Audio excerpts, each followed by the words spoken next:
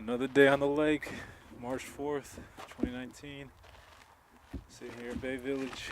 This nice little pier. I used to come to this beach all the time as a kid. Still come here. It's beautiful. Um, Probably gonna keep the hood up. It's a little bit chilly today. I'm watching a man play ball with his dog right now. It's absolutely adorable. I love it. In the cold of the winter, this guy's out here smoking a cigar, playing with his dog. That's dedication. Today I want to talk about perfection and limitations. Perfection's been on my mind lately. I had a conversation with this girl recently, talking about perfection and how I used to be this unbelievable perfectionist. I could never do anything. Maybe not do anything, but I could never finish anything because it would never be what I wanted it to be. It would never compare with the industry standards. It would never be anything good or worth watching. Why would anyone waste their time?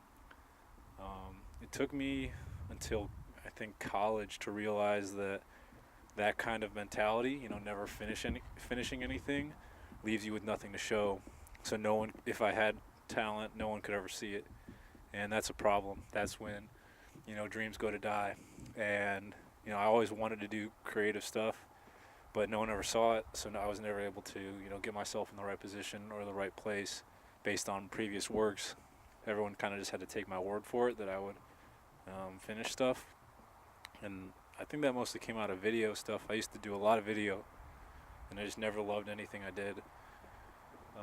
I loved it. I loved the process. I loved doing it, but it just never turned into anything. And then I don't know what happened, but one day I realized I just had to let that tendency go and trust that my imperfections are going to make me or make my work more like me, because my imperfections will find their way into the work, and that'll speak for me, for good or for better or for worse.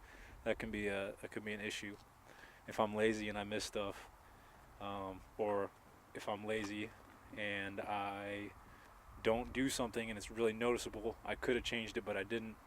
That'll speak for me, and that'll show the world that maybe there was a simple thing that could have been fixed, but I didn't fix it.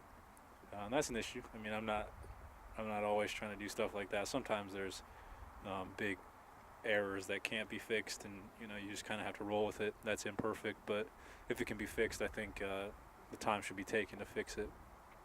But time or due dates, deadlines, huge issue.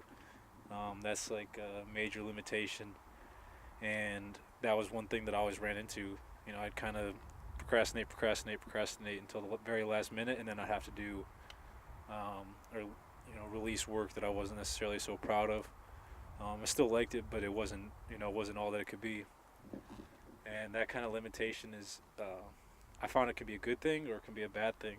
Like if you, for example, don't use your time properly, that limitation is going to force you to really create something in a rush, and sometimes that shows. Sometimes it doesn't. It can be really great to be crunched on time. You can find a lot of inspiration in the dire moments. I think that struggle towards the closing minutes is what inspires a lot of people, and that's good. If you do good work at the final hour, the 11th hour, that's what they call it. That's okay. That's good.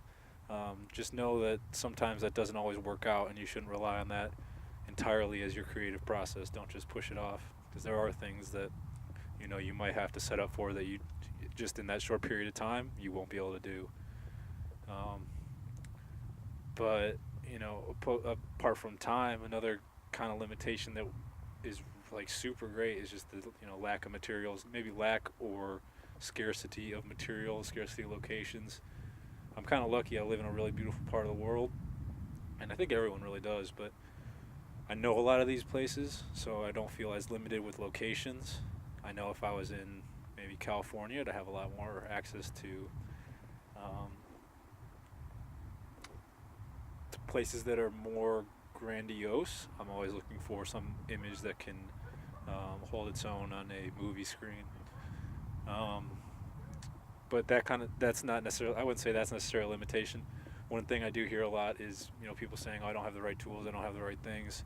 to take images or videos like you do or write like you do. Like one of the things I found is my favorite thing to do is write poetry, and that's because all it takes is a pencil and a piece of paper, or a pen and a piece of paper. Sometimes you don't even need that. You can really just use, your thoughts and remember the thought, and then later on, if you remember it, you can put it down. Video is a little bit different. I know I have high-powered video equipment. That's what allows me to make the images look the way they do, and I like that. I think it's super important. I think you should always be striving to get the best quality or find the tools that match the vision that you have in your mind. But sometimes you got to get creative. Yesterday I used a lens from 1978 that I found an adapter for to put on my DSLR. It's manual focus. It's really old. Turns the image into a kind of dreamy type image. It's really blurry. If it's not focused, you get some weird distortion. But some of those pictures turned out amazing. I think that limitation of not the manual or the non-autofocus really made me focus on what I was taking a picture of, and really made me set up the shot. Whereas if I'm using autofocus, sometimes I just shoot from the hip and I don't have to do as much. But I was really focused on the composition and what image I was taking, how I was framing it, what the lighting was, where the focal length was, all the things that you'd probably have to do for analog film. I was doing with digital, and the pictures turned out great. I'm really impressed, but that was a limitation that really forced me to not have a perfect image. But that imperfection is what made some of these pictures the way they are. The emotion that they feel, or the emotion that comes off of them, is aligned with the piece of equipment I use, which I'm happy about. I like that. That's not easy to do. It does take time to learn that. But if I hadn't shot with that lens before, which I would consider a limitation, I wouldn't have known how to do that. But maybe even then that would have been good. Who knows? All that being said, I think it's important to not let anything get in your way of putting out what it is you want to put out, even if it's just an idea. I mean, we have Twitter, we have Facebook, Instagram, YouTube. There are all these tools available. You don't have to have the best camera. We're really in a time of sharing ideas, and art, and all of that has so much power. Even if it inspires one person, if one person watched it, you see that one view, that's one person that watched your video or looked at your picture, liked your picture, liked your tweet. It could have a big effect. One person could take that and send it to 10 people. Those 10 people can all send it to one person, and all of a sudden you got 20 people looking at it. And those are 20 individual people.